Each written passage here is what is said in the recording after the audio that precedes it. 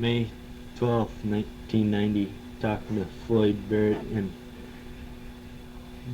what was your childhood like when you were growing up and all that?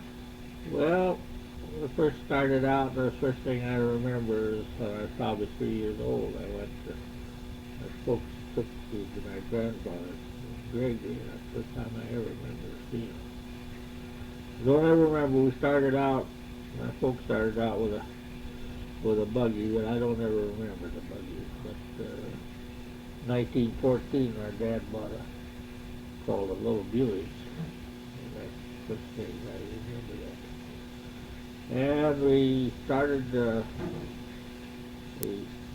Sunday school over at the schoolhouse, Pocahontas School. Started by trying to bring Christianity out into the country, and people couldn't travel very far in those days. It took about an hour to go 4 miles, so it was restricted. And at the schoolhouse, I remember that they had volunteer Sunday school teachers. Later on, they started a Grange over there, and which was a farmers' organization, and they also started what is known as I just have to think a minute. It's for the debate society, and they had to finally quit that because we had quite a few teachers and professors and pretty well versed people in the neighborhood, and the debate society it got pretty hot and heavy. When we went over there in the evening, well, you had to take a tub along, and especially in the wintertime, drain the car and put it in a tub and cover it up. And then when we got ready to go home, no matter how cold it is, you had to fill up the car. You had side curtains on the car. The old side curtains was isinglass, and they had little tabs that they snapped in. But they weren't very effective against cold wind, and because there was no heater in the car whatsoever. The thing I remember as a kid, whenever we went any distance, why you went up the hill, the flap on the side curtains would go flap, flap, flap, flap, flap, flap, and when you started down the hill, you'd go flap, flap, flap, flap, flap, flap, flap to the bottom of the hill, and then you'd start up another hill. You knew about what you were doing all the time. The thing about I remember is that we didn't talk about machine guns. We didn't know what a machine gun was. We talked about, this would be before World War, early parts of World War One. We had the Gatling gun, and I can't think the other name we had. Just a minute now. Anyway, that was the early guns, and also we had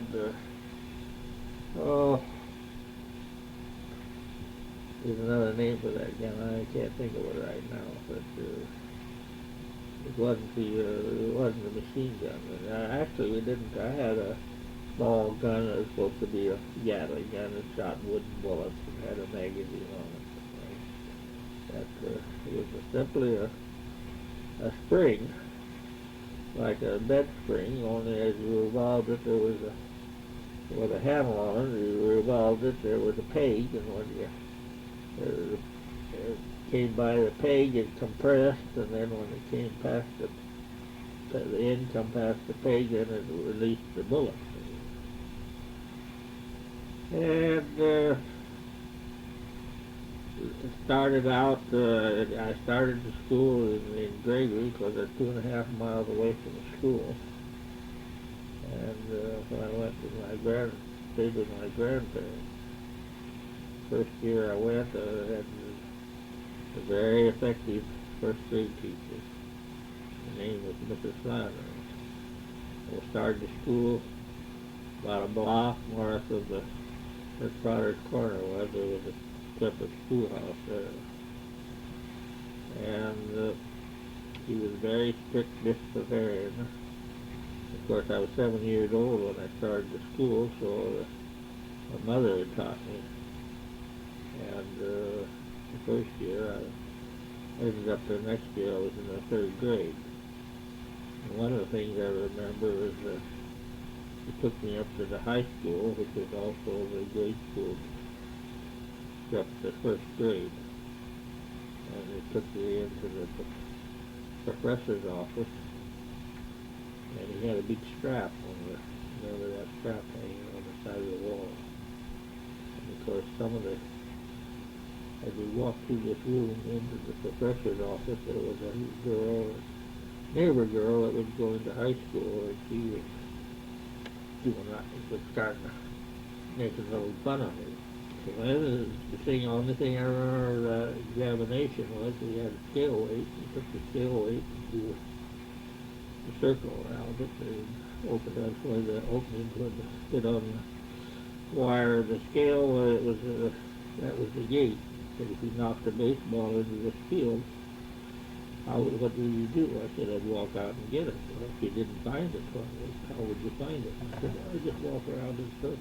So around the field until I found it. Evidently, it must have been right because it took me down to the second grade. Actually took me down to third grade because there wasn't any desks for me in the second grade. And they finally got a desk for me in the second grade, and I went to school there. And one of the things I remember when I was in the fourth grade is the teacher decided to discipline one of the boys. He had a big long stick, and he took the stick away from him. Shut it off a minute.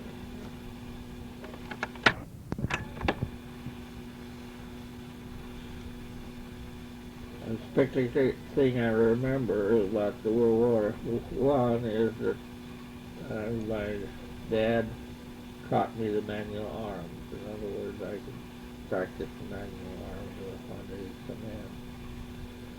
And I suppose that went along with the war hysteria. We didn't talk about the guns, we talked about the hunt. And of course, I was very impressible every time that we talked about something about the hunt. I found it terrible. One time my aunt was married to a soldier, and they chivalried us.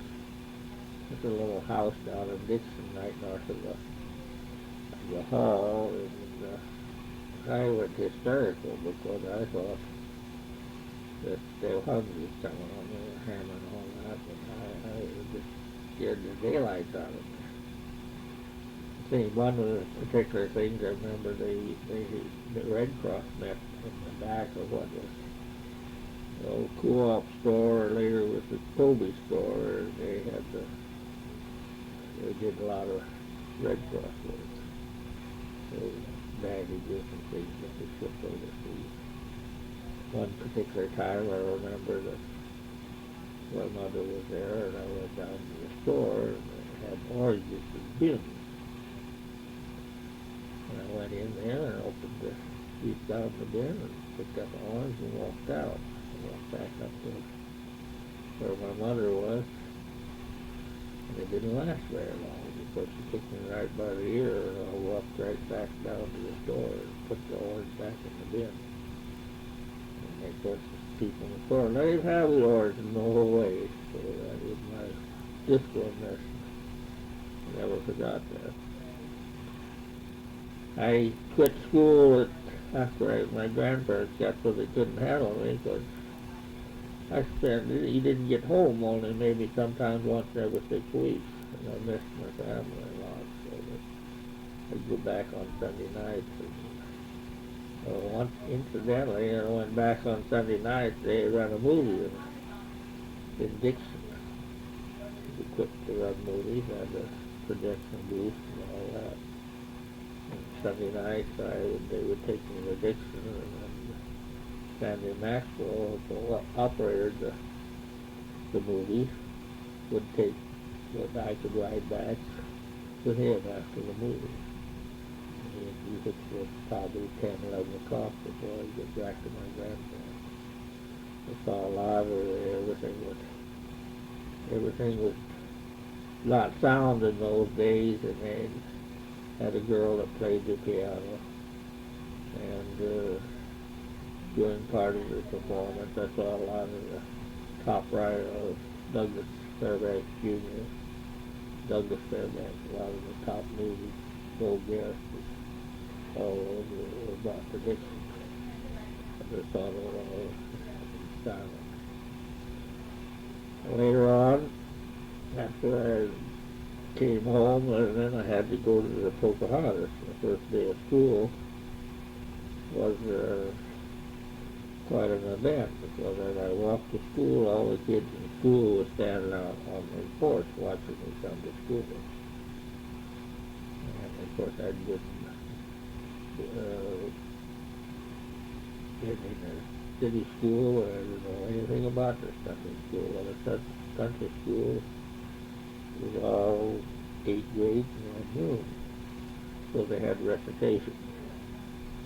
And first thing I did was, some of the younger grades, I thought I would help them a little bit by answering some of the questions. Well, that old answer, the teacher said, well, that's what you learn to do, Gregory. So that shut me off pretty fast. I quite acquired a bicycle finally, and it was quite a treat. I could bicycle to school, but the only thing about it is the school set out with no houses within about 3/4 of a mile or a little better. So you didn't dare leave anything in the schoolhouse, because there were people, we had lots of transit people. We had lots of gypsies, and we also had tramps, and sometimes we'd go back to school the next morning and somebody could build a fire and stay in the schoolhouse all night.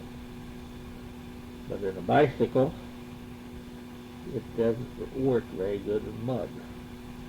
So I didn't dare leave my bicycle there. It was rain one time when I took it, so I had to ride along on the grass on the side of the fence. And once in a while, I'd hit the barbed wire with a knuckle, so we cut them clear to the bone. I got about as far as the old Messick place, and Springer kids had a buggy, a enclosed buggy, so they saw that I was having a terrible time, so they decided they would put a rope on me and pull me. Well, if you know anything about a bicycle, the front wheel balls out first, and what happens to the bicycle, it stops in the front wheel, and the top comes up over the front wheel, and it threw me about 30 feet. But I finally had to push the bicycle all the way home, so after that I was very careful about when I took my bike to school. Weren't any kids, mostly the neighbors had all girls, so I really was kind of a loner. And Springer boys were quite a bit older than I was, so. But I had a friend that lived over at the next place, this place where I live now, and his name was Elwood, and they had an old lame horse and a stone boat. The stone boat was there wasn't any pipeline there. You fill up your barrel at the well, and then you'd haul it up so you could water your hogs. And sometimes when using this barrel on there, well, we would take the old lame horse and take a ride on the stone boat. The stone boat is nothing but 2 posts with a platform over the top. But this particular stone boat had a little hole in the middle. So we were riding along there, and I stepped around. We had a little bump, and I stepped around, and my foot went down through the hole. So consequently, we was going down the road, dragging my leg under the stone boat. Well, that didn't last. We finally got the horse stopped, and got my leg back out. And we had, what we did was, we had a hog house that had a straw roof. Used wire to hold it, and then put straw over the top, and then wire over the top of that. We had go in there and reach in there and get sparrows out of there. So we were down there one time, and nobody had much feed, and these were red hogs, and they had pigs. We were down there getting ready to go down and reach in there and get sparrows. We incidentally got an armful of mites too every time we did. And the pig got caught. And here come about 20 sows ready to eat us up. So we vanished up on top of the hog house and had to wait quite a while till the whole sow settled down. And to go on further, I can remember the time when they would come out with the ice cream sandwich. At the time that we had the Eskimo pie, but the ice cream sandwich was nothing more than these flat cones. And Graham ice cream company out of New York, out of Norfolk, and everything was packed in dry ice. I mean, it was shipped that way with big canvas containers and packed with dry ice. Dixon had a ice house. My uncle run a drugstore there, and they had a big cooler, and they had ice in there, and you could go down on a Saturday night, and for a dime you could buy a big, tall bottle of pop. And we always managed to get something that tastes pretty good, and made that pop last as long as you possibly could. And also this drugstore served as a farm. And on Saturday night, the town would be full of people, even Center Parking in Dixon. In Dixon, there was 2 stores, and a barber shop and a pool hall. In the early days, there was a woodbill shop and a butcher shop, a hotel, and a place to eat, a bank, and a drugstore, two cream buying stations. And on Saturday night at the hall, they always had a dance. So that I remember one time I was there and had an altercation. We were in the store, and a man come in and he wanted his gun. He was going to kill the other guy. It kind of excited me a little bit.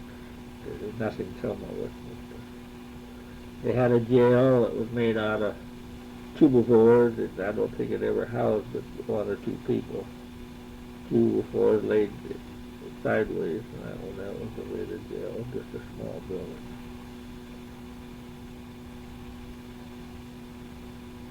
Put it up there. I remember my dad had a Model TT truck, straight truck. And he hauled, when the thrashing, he generally hauled wheat straight from the thrash machine to town. He'd make 3 trips, and I think he got $3 a trip. And he had a straight, he never put a special rear end in. Most TT trucks had a special rear end in, so that they were good climbing hills. And every hill, that's one thing about it in the early days, every hill, steep hill, especially north of Gregory, had a name. There was the Hannock Hill, which is over on the east road, and it was a tough hill. The Rasky Hill, which we would bypass if we could, and go south of Dixon, and you could bypass, and go 2 miles south of Dixon, and then march a mile east. But you had to cross a lake bed if you used that road, so if it wet weather, you couldn't use it there.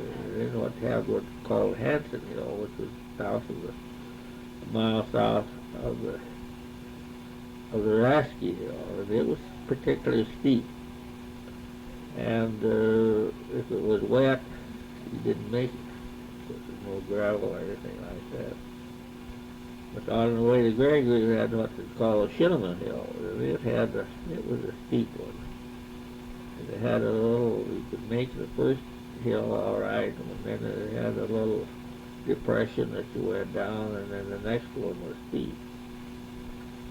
And I've ridden with him more than once when we couldn't make that last stretch, and we'd have to back down and take another run at it.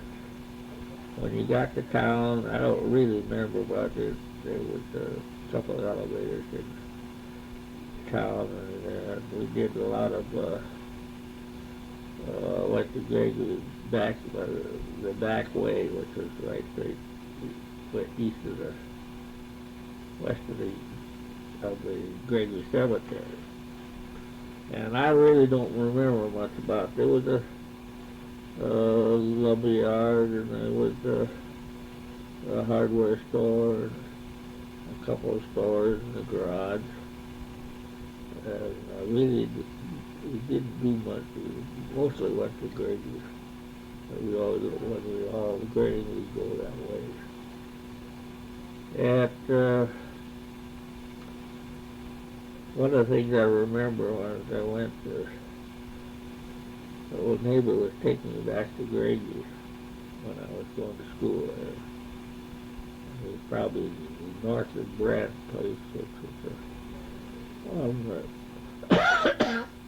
what we call 8A, road which was the county road to Gregory, which came out west of the cemetery. And we were going along down the hill, and the wheel come off of the car. Back wheel come off, and went sailing down and probably a quarter mile into the field. And we finally got the wheel back up there, and the guy come along with a load of cobs. Still probably, I think about 6 miles from Gregory. When I got to Gregory, I was so cold I couldn't hardly move. And my dad worked in Iona. Really didn't have much occasion to go to Iona, but he was still about in the early days. There was 2 stores in Iona. And they would buy cream. And there wasn't much refrigeration in those days, so everything was kept cool. And the summertime, that cream got all shipped to house to Gregory by a freighter, and then it was shipped to mostly vertically. And some of that cream got pretty strong.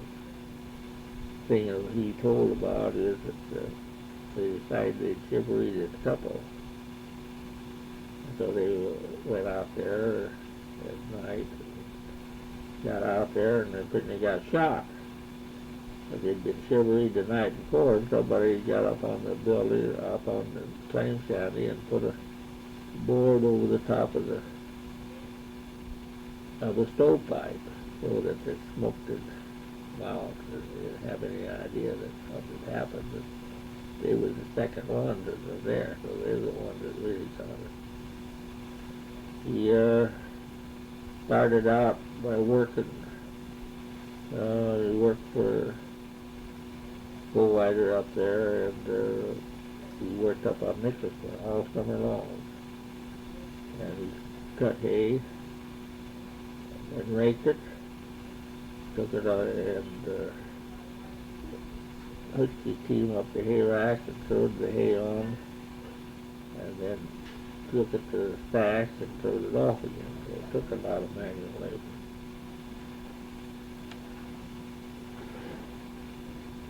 One other thing that I remember quite vividly is we had a big corn crib at home, and part of it, you didn't use all of it, and part of it had a wooden floor on and it had corn in there. So one day the cows got out, and of course they went into the door and got in there. So I was up on top of the corn crib, and the corn crib was made out of floors, and everything was horizontal line, so that you could walk up the side of the corn crib. I walked up, got the cows out, and gave a jump. My foot slipped in between the two one befores, and there I hung upside down. Couldn't get up, couldn't get out, no way I could get out, but I was hung up like a chicken. And it was a windy day, and my dad wasn't feeling very good that day, and I was just about to pass out, and I was screaming bloody murder, and he finally heard me, and come down and pushed me back up so I could get my foot out. Otherwise, I probably wouldn't have lasted very much longer.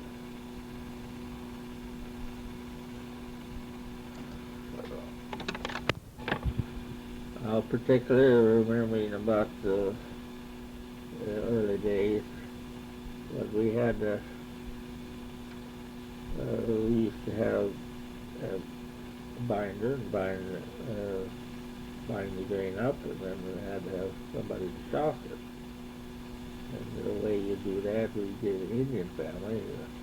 We would pay them 35 cents an acre to shock the grain.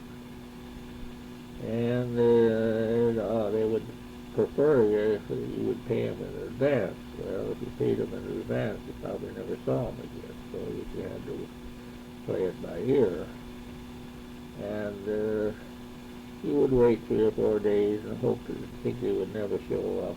And some evening, why, here they would come. A whole load of kids and old man and the squaw and all. And in a real short time they'd have it all chopped up. And my mother used to give them lunch. I thought that was quite a treat, so that they would take lunch out to the field. And one thing about it, what they did, work they did, when they worked at it, they did beautiful jobs, shops, just like the picture. And the early days used to be hot. And the house would be hot, and you'd sit out on the porch in the evening, and you only lived about 3.5 miles, 2.5 miles maybe from the Washipi on the edge of Spokane.